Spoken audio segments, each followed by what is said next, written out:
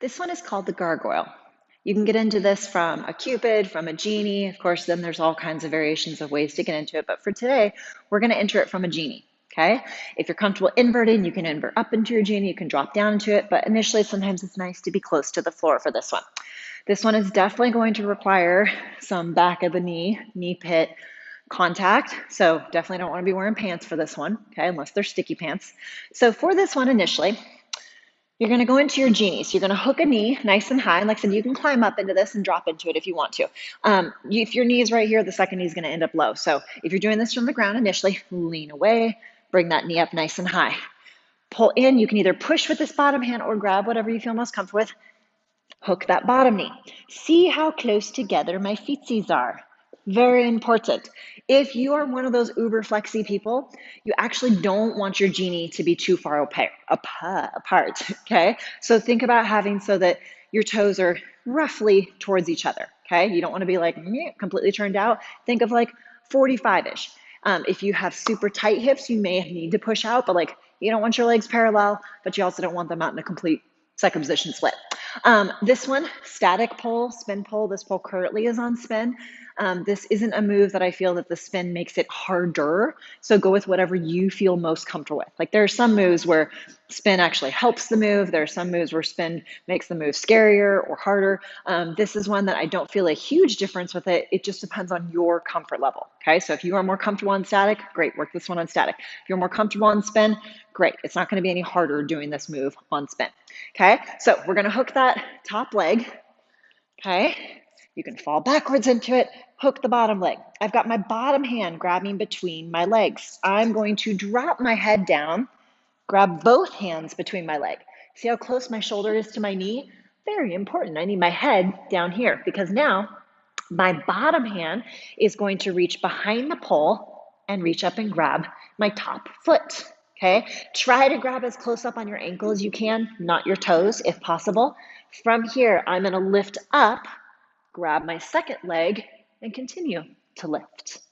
Okay, to come out, release the bottom hand first, grab the pole, pull back into your genie. You can pull up, pull down, however you want to exit on this one. Okay, so with this one, lifting up into it. Once you do grab with that bottom arm, okay, your bottom arm and your top leg are your lifelines. They're the things that are keeping you alive in your gargoyle. The bottom arm, the bottom leg are more so cosmetic, but they do help you. When you grab that bottom leg, quite often people will grab that leg and be like, and I can't go anywhere. It's a lot of erector spinae muscles. You really want to think of lifting your chest. At the same time, that hand that is grabbing onto your foot, think of kicking your foot into your hand. Okay, in doing that, it's actually going to A, increase your grip on the pole, B, that kicking of the foot is going to help pull your chest up. Okay, so if maybe engaging those erector spinae muscles, like as if you were to lift up into a cobra, is maybe not a super strong area for you, or it's just hard to find it, quite often that kicking of the leg will help us lift up into it. Okay, so you can start this one nice and low, like I was on the floor. There definitely is some side twisting in this, okay? Because remember, it's opposite hand to leg, okay? As I mentioned when I was in it too, try not to grab your tippy toes because you're more likely to have a hand slip. Try to, even if you initially grab the tippy toes, if you can, try to walk those hands up and try to get a good hold on your ankle, especially with that, that top leg that is the crucial one, okay? So you're gonna get into your genie however you want. Not too wide of a genie. Think of like roughly a 45, except those of you that are comfortable in your center split, you're going to actually have to catch yourself and bring it in a little more narrow than you might want to ordinarily. Okay. So genie, bring both hands between your legs, drop your head. Once your head is there, your bottom arm is going to reach behind the pole like you're going to grab your butt. Reach up, grab that top foot. Slide that bottom hand down, grab the bottom foot and lift. Okay, and then like I said, to come out, bottom hand first, grab, and I'm pulling myself into the pole so I can then return to my genie. You can pull up, you can pull down, wherever you want to go with it. Okay, so that's the genie. Play around with it. Flexibility wise, if this feels like something when you try it on the pole and you're like, oh my gosh, like I don't even know if this is happening, try just on the ground. Can you lay So it's going to be opposite hand to leg. So for example, if my left knee was my leg that was hooked high, that means my right hand is going to be grabbing.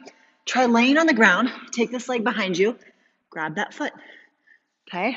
Then we're going to grab the other. Here is your gargoyle on the floor, okay? So feel just on the floor. You can, once you grab your feet, kick your feet into your hands, okay? It's a tension thing that's actually going to make you feel more secure and locked onto the pole, okay? So if you need to take a moment to like, okay, right hand on red, left hand on blue, where is everything going? Try it on the floor, then take it up to the pole, okay?